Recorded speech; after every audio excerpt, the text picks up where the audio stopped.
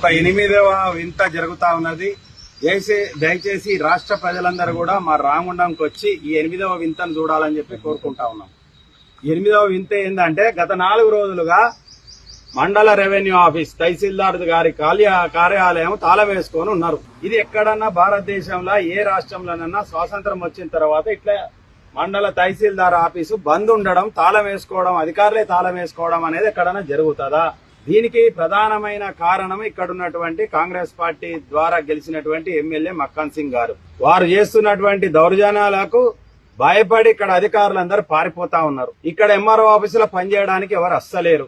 గతంలో కూడా ఒక ఎండిఓ గారు ఈయన బెదిరించే వరకు హార్ట్ స్ట్రోక్ వచ్చి చనిపోయింది. పెద్ద భారతదేశంలో ఇంత వ్యవస్థ సిస్టమేటిక్ నడిచే కాలంలో 4 రోజులకెళ్ళి తహసీల్దార్ కార్యాలయం బంద్ ఉండడం అనేది ఎంత సిగ్గుతోటి తల వంచుకోవాల్సినటువంటి విషయం.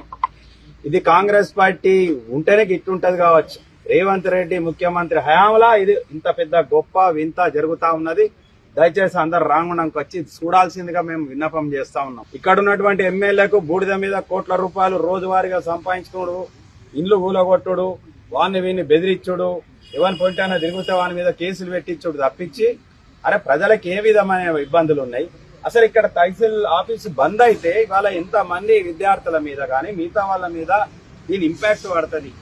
ఇవాళ అకాడమిక్ ఇయర్ అయిపోయి కొత్త అకాడమిక్ ఇయర్ స్టార్ట్ అయ్యే క్రమంలో ఇక్కడ పిక 3-4 లక్షల మందికి సంబంధించినటువంటి ఆఫీస్ ఇది. విద్యార్థుల భవిష్యత్తుకి ఎవరు బాధ్యులు? ఇవాళ మామూలుగానే ఒక సర్టిఫికేట్ రావాలంటే అనేక రోజులు తిరగాల్సినటువంటి పరిస్థితి.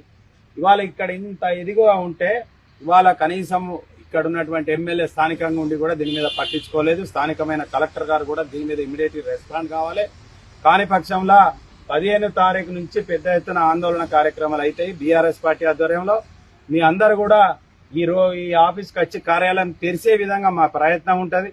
మీరు దోసుకున్నాడు బంద్ చేయండి, బెదిరించుడు బంద్ చేయండి, కేసులు పెట్టుడు బంద్ చేయండి, బూడిది సంపాదించుకున్నాడు బంద్ చేయండి. ఈ ఆఫీస్ తెరిపించి ప్రజలకు సౌకర్యవంతంగా పనిచేయాలని చెప్పి మేము రిక్వెస్ట్ చేస్తా ఉన్నాం.